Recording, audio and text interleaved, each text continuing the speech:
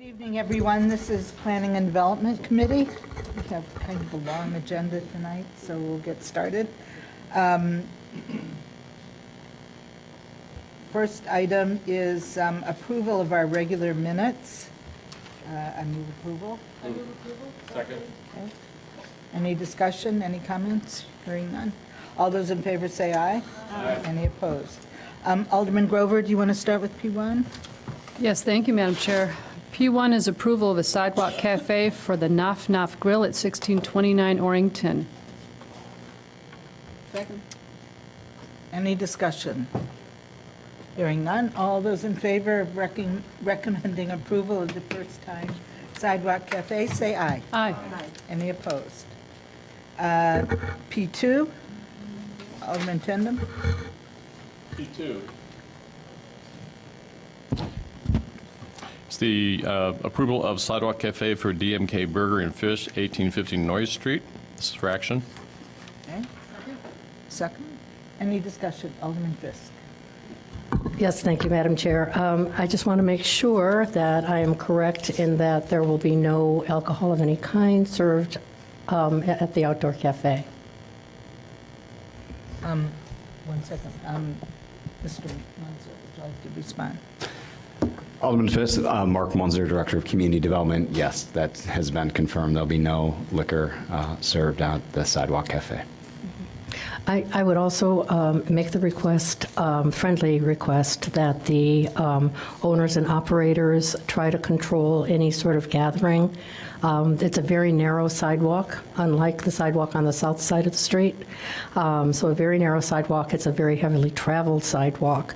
So getting people to either sit down or go inside the restaurant rather than gathering on the sidewalk would be very useful.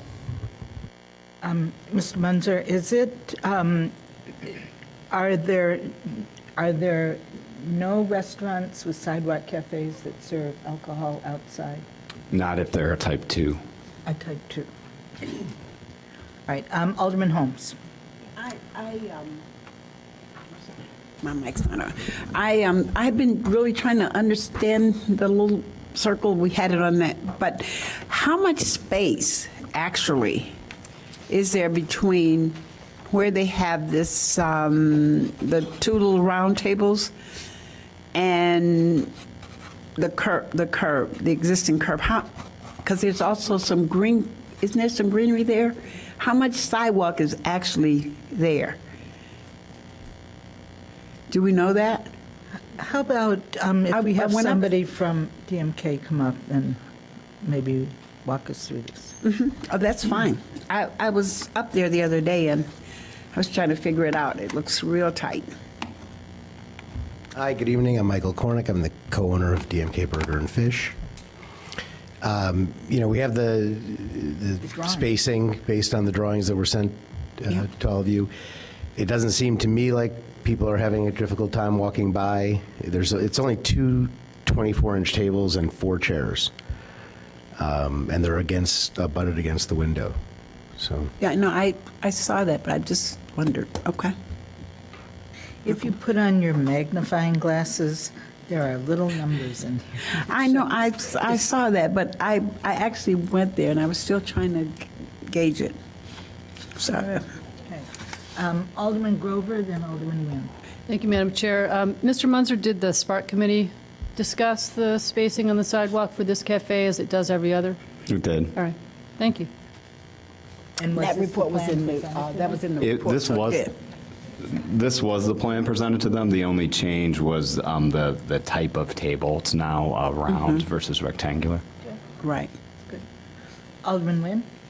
Well, I'm squinting at those numbers too, and it looks, we permit a certain amount of distance, and the sidewalk is, it looks like 12 feet wide from the curb to the window. And so if they absorb 3 feet or so, that still leaves 9 feet of sidewalk. And Well, but there's some grass or something, and that's why I asked the question. So I'm just not asking it to be okay, then maybe the grass hard. I'm just asking isn't because shown here. if I'm remembering correctly, there's a little bit of space in between there. So I just wondered how much actual sidewalk was left. And I parked over there just a few minutes ago, and I'm very familiar with the street. And it is very tight. There's a laundromat next door, and lots of people pull in the alley just to the east of the cleaners, which is right next door to DMK. So you've got the cleaners, and then DMK, and then the laundromat. So they'll pull in the little alley that's there to unload their stuff for the laundromat and take carts down that way. So it really is a very congested sidewalk, and at certain times of the day, especially in the evening, there is lots and lots and lots of foot traffic. I mean, it's a residential neighborhood. There's lots of people coming from the L rather than walking down the south side of Noy Street. They walk down the north side, and so there's just incredible amount of traffic going to and from the university. Maybe we could approve the Sidewalk Cafe for what's remaining of the Sidewalk Cafe season, and if there are complaints or issues with the passability of the Definitely. sidewalk, then we revisit next year. That's fine. Just one comment from me, and that is many business districts wish they had congestion and lots of people walking back and forth from That's the for L. sure. I know I would one. love to have I know some. one, yeah. In certain areas. So anyway, I mean, it's not always a bad thing. No, I know, but just as long as it's not pushing pedestrians into the street, and that's always the concern. Right, I hate it when that happens, yes. Okay. All those in favor of recommending the first-time Sidewalk Cafe for DMK, say aye. Aye. Any opposed? All right. Thank you all very much. This will go to the council, okay. All right.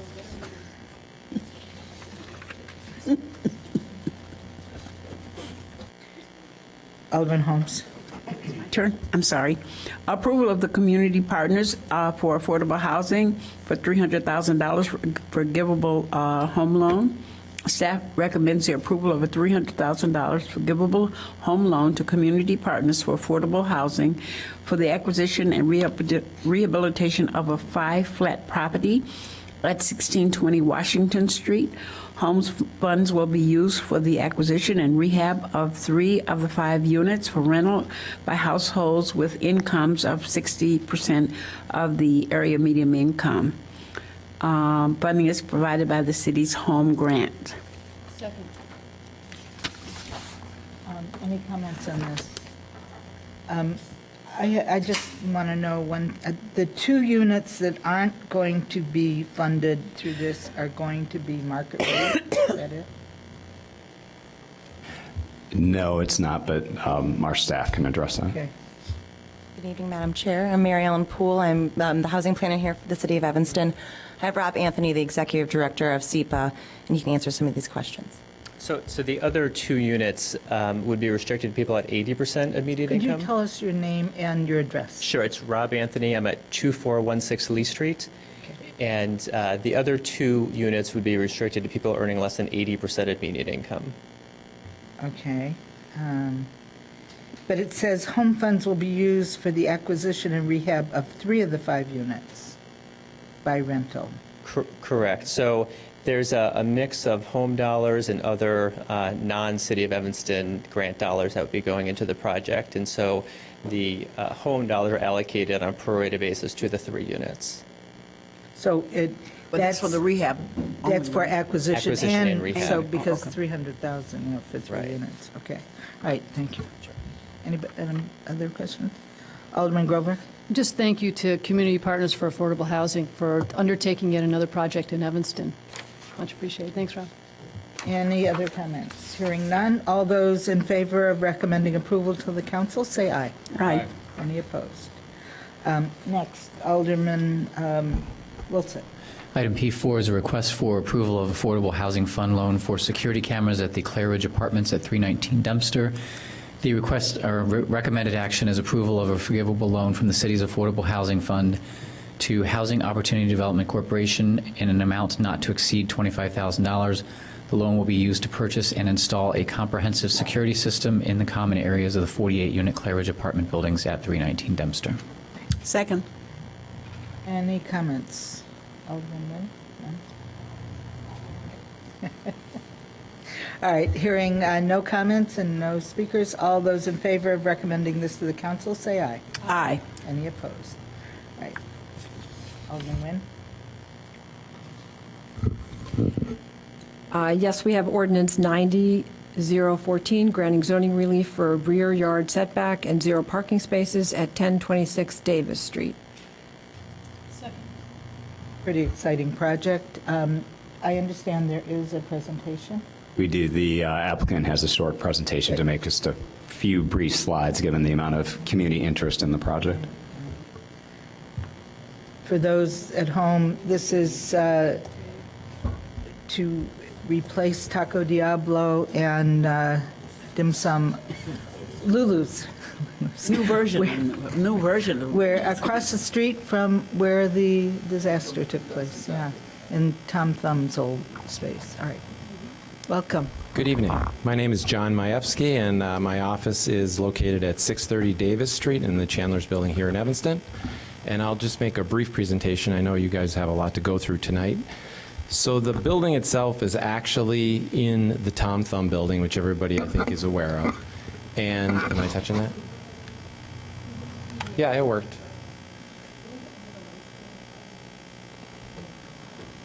So the building is located right here, the existing Tom Thumb building. Thank you for the lights.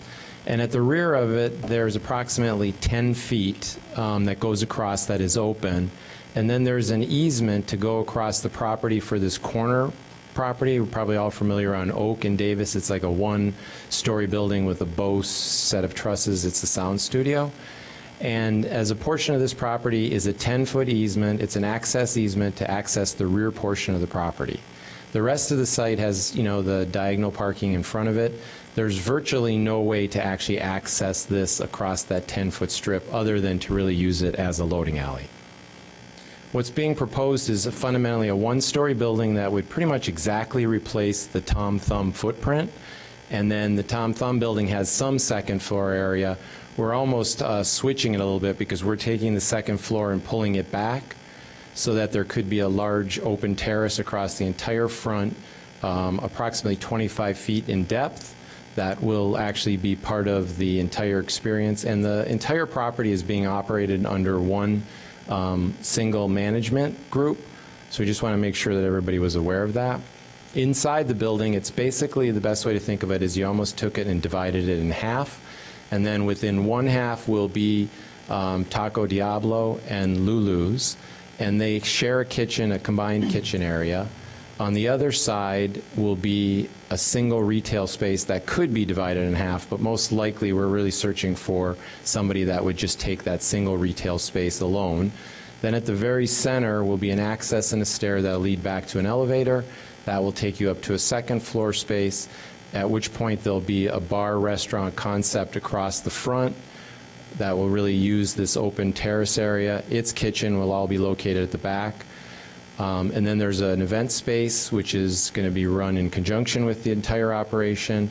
And the only thing that's really different than the two drawings that we had shown is we had one enclosed stair and two open stairs, but the fire department has asked us to enclose those. Those don't change the variance at all. We're still within the same amount of space that we always had. What we're seeking is to basically put the building back on the first floor so that we can allow 10 space in depth so that we can access this and have the two required loading spaces that are required for this operation. The exterior, just to run you through really quickly, is basically divided into these two spaces across the front. The materials are made up of using tile, some stone. There's a steel frame that wraps around this. The rest is glass. This side is actually the side that will have Lulu's and Taco Diablo. And then we're trying to signify, and we're still really working on all of this. This will all be part of our presentation, and we'll go further with Spark as we continue. We just need to know that we have permission to proceed with the two variances that are required.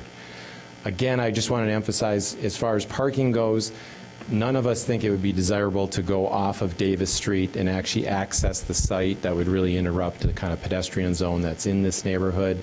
We understand that there is a parking impact. We're doing the best we can. We believe that we're close to several lots that would allow for the parking to really make a great deal of sense. We heard some of the community members at the Planning Commission meeting or Zoning Board meeting, and for the most part, their concern, I think, really did revolve around parking. And then at the rear of the building, that we would enclose all of the trash areas, which are enclosed. By enclosing the stairs, it really helps across the back. There are no windows across the back, so that for the residential neighbors that are in that tower across the way, there's fundamentally as limited amount of activity as we can really have for that building. Thank you. Can answer any questions. And Fisk. Could we go back one slide to the other floor plates? Are we talking about 3 restaurants or 2? We're talking 3 restaurants. We want to talk about Dan a little. Well, it's going to be one, I'm just operating one corporation. It used to be 2 corporations, 2 separate buildings, so my one corporation will operate all the restaurant facilities. Right, but it's 3 restaurants. In a sense, yeah. Okay. So Lulu's and then to be named later. Okay. Can you tell me what the occupancy would be for each one of those? What does the fire code allow? On grade level, the 2 restaurants down there are, if you were in Taco Diablo, the Lulu's and Taco Diablo space, almost replicating that same Dan, size. could you get to the microphone? I'm sorry, sure. And tell us, just when you finish, tell us your name. And Okay, Dan Couch, owner of Lulu's and Taco Diablo. So the footprint of the grade level restaurants will be basically the same as what the Taco Diablo space was. It'd have basically the same seating within 6 people or so. So that was roughly what? 60 seats roughly, so the same for 60 in Taco Diablo, 60 within the Lulu space. The upstairs restaurant will have a small bar attached to it, and there'll be a small dining room attached to it to service that upstairs area.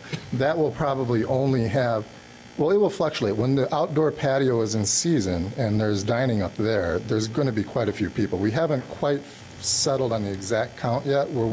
These guys are working with the code and the square footage and all that kind of thing, but it'd probably be on the interior about 50 seats on the interior, but the outside, when that patio is open, it will accommodate 80 to 100? Well, I think we're probably about 80. About 80, something like that. Private function space, again, we're going through on the square footage what the allowances are. We'll stay within that, obviously. But it will be a functional space that can hold different types of events. So if it's a seated event, it's going to hold less people than if it were a flat floor reception type of event. So if it's a reception event, it could probably have a standing room attendance of approximately 180 people. For the seating event, I would personally like to target about 150, because we feel that's about the size of a good bat mitzvah or that kind of event. So we kind of really want to get at that figure on a seated event for that part of the building. Okay, thanks. So, Dan, is the second floor a restaurant that's going to be open daily, or is it all special events? Right. It's a big project, so I have to be able to generate revenue up there. So the restaurant and bar part will always be open. Our intent is 7 days a week, lunch and dinner. Okay. What about Taco Diablo and the Chinese restaurant across the street, Pine Yard? How much parking did the 2 of you have together over there? There was a little parking lot in the back, of which we had 4 spots. Never did that. Yeah, and I think Pine Yard probably had, A couple. yeah, something in that neighborhood there. So, yeah, that's what was over there. I think when he rebuilds, that's what he's planning on doing, is using the exact same, I can't speak for him, but what he told me, he's using that same foundation, so I think that same footprint will exist there. At Lulu's, we had 4 spots at the current, it's Boltwood now, but we had 4 parking spots in there. And those 4 parking spots, frankly, were hardly ever filled. It was very seldom that they were filled. And when they were filled, it was my car and my manager's car, really, so. But yeah, we are asking for the variance because there's simply no access, because there is no alley abutting that building, and there's just no way to get a car there. And if we were told that we had to do a curb cut in the front of that property, it would remove probably 30% of the rental area. It becomes a completely unfeasible project, so. Alderman Nguyen? Thank you. I think that having the city's Sherman Avenue garage just down the street from you is really going to be where most people, if they're going to go for dinner, and especially if it's an event, they'll want to have someplace that they can direct people to, and the Sherman Avenue garage is right there. So I don't see a problem, and I certainly would not want to interrupt the street there with a curb cut. And you're right, it would make the building unworkable and take away from all of the parking that we have there. So I think I think it's appropriate because you're close to city parking. And there's also the lot on Oak Street that, where the Smiley Brothers currently Right. is, there's that small lot over there. Right. We The used to post send office people over uses it, there. yeah. And, right, that lot is, maybe now it's different, but that lot was always vacant virtually every Yeah. night. There was no one ever Yeah. in that lot. And I think that's, if sending people there, and that's the city's lot. So I think Right. that that's no problem. So I have one question. Are your sesame noodles going to be on the They'll be new? back, yes. Okay, thank you. Okay, all right, thank you very much. No other questions. All right, before us are two variances, one having to do with parking spaces, eliminating the requirement, and also the yard setback, reducing it to 0. So we have a motion on the floor for introduction. All those in favor of recommending approval to the council, say aye. Aye. Aye. Any opposed? Okay, hearing none, thank you very much. Moving right along. All right, next, Alderman Fisk, you're next. P6. We're on P6, ordinance 83014, zoning ordinance map amendment from I-2 to R4 for 1409 Dodge Avenue and 1825 Greenwood Street. It's for introduction. Well, I realize they're together, but I think, shouldn't we just deal with one at a time? All right. Any discussion on this? I'm going to be voting against this zoning change because I am principally opposed to eliminating industrial zones in the city of Evanston. We virtually have none left. So I realize this all makes sense unless you're in my head, and then it doesn't make sense. Having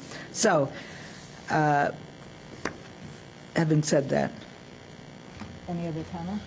Hearing none. All those in favor of recommending this item to the council, say aye. Aye. Any opposed? Aye.